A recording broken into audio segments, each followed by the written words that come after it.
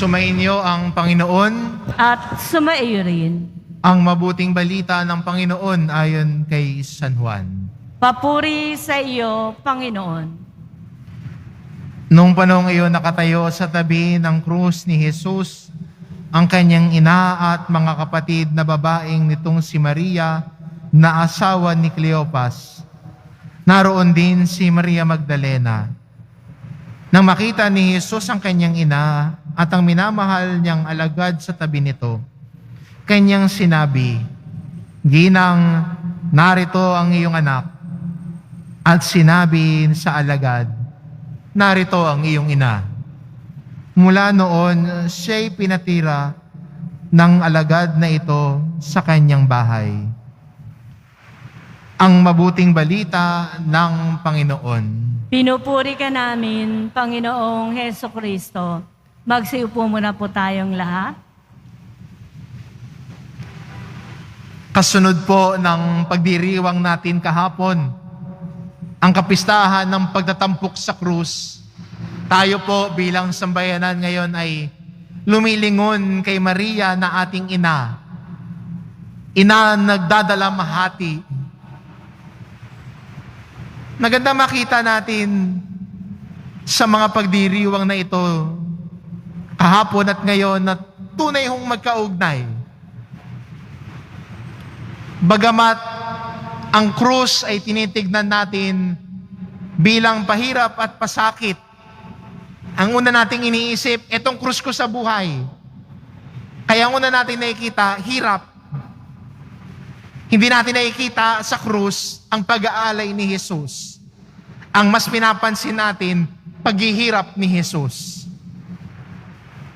Pero sana makita din natin na ang krus ay tanda ng buong pusong pagbibigay at pag-aalay ni Jesus ng sarili niya para sa ating lahat. Sabi nga ni Jesus, walang pumipilit sa akin na ibigay ang aking sariling buhay. Kusang ibinibigay ko ito. At ang krus ang naging paraan ng pag-aalay ni Jesus ng sarili niyang buhay para sa ating kaligtasan. Kaya tayo mga Kristiyano, hindi hirap, hindi kamatayan ang nakikita natin sa krus, kundi ang nakikita natin ay buhay na handog ni Jesus para sa ating buhay, para sa ating kaligtasan. Inalay ni Jesus ang sarili niyang buhay. Ngayon naman lumilingon tayo kay Maria.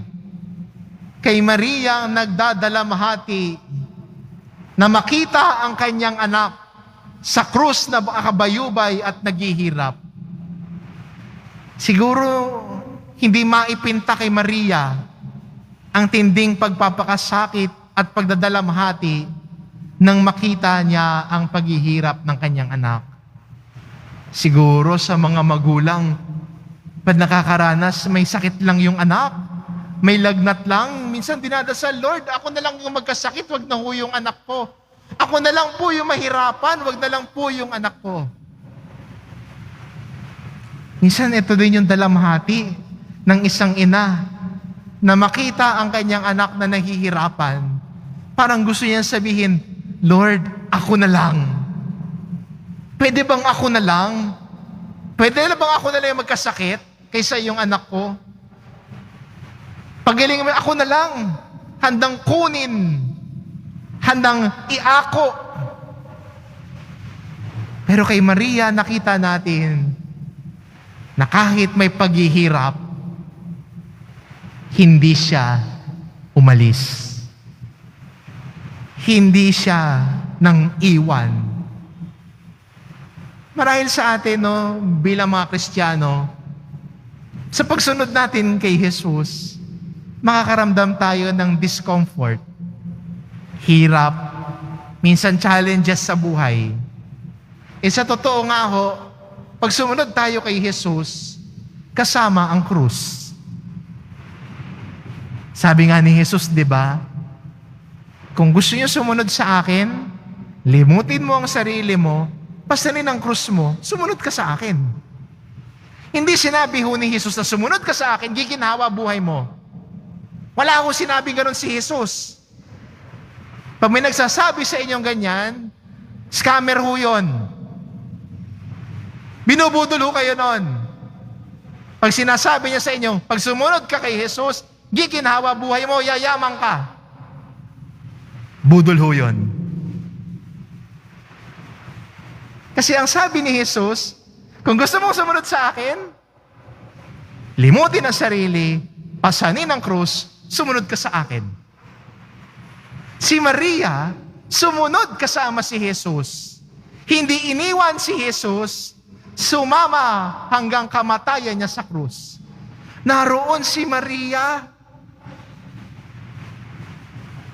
At ang hambing sa atin ng Ebanghelyo, naroon si Maria habang siya hinahagupit. Nang siya'y hatulan ng kamatayan, naroon si Maria. Sa paglalakbay ni Jesus sa daan ng krus, naroon si Maria. Sa krus, habang siya ay nakabayubay at nakapako sa krus, naroon si Maria. Sa paglilibing kay Jesus, siguradong nandun din si Maria. Sana tayo din po bilang Kristiyano, huwag din nating iwan si Jesus. Huwag nating iwan si Jesus sa panahon na tayo ay nahihirapan. Sa panahon na tayo nakakaramdam ng hamon sa buhay. Kumapit tayo at patuloy na sumunod kay Jesus. Kadalasan ang unang reaction natin pag mayroong mga challenges tayo, may mga hirap na dinadaanan, ang nais natin ay tumakbo. Mas mabilis tumakbo, palayo. Pero si Maria, hinarap ito. At ito na ang pwede natin makita kay Maria, ang kanyang katapangan na harapin ang mga pagsubok sa buhay. Madaling tumakbo palayo. Pero ang taong patuloy na tumatakbo, hindi ho lumalago. Pero kung haharapin natin ang mga hamon natin sa buhay, kahit gaano man ito'y kabigat, alam natin na sa bawat hamon, tayo ay lumalago bilang tao. Kaya ang pagpasan sa krus, ang pagsama kay Jesus, makikita mo ang tao na lumalago sa kabutihan, lumalago sa kanyang pagkatao dahil ang sinusundan si Jesus, ang halimbawa ni Jesus ng pag-aalay ng sarili. Si Maria ipinakita sa atin, huwag nating iwan si Jesus. Huwag nating pabayaan si Jesus. Samahan natin lagi si Jesus. Sumunod tayo lagi sa Kanya. Si Maria, ang gabay natin. Siya'y kalakbay natin palapit kay Jesus. At tayo ho bilang mga Kristiyano din, pag tayo'y nabibigatan na sa krus natin, lumilingon tayo kay Jesus at kay Maria, at sila ang nagiging pag-asa natin at lakas ng loob na muling buhati ng krus at magpatuloy sa paglalakbay. Ang krus ng pag-aalay ng sarili, ang krus ng paglilingkod. Kahit minsan ang paglilingkod at pag-aalay ay may kalakip ng mga paghihirap, kaya natin ito dahil kapiling natin at kasama natin ang Diyos. Huwag nating iwan si Jesus. Amen.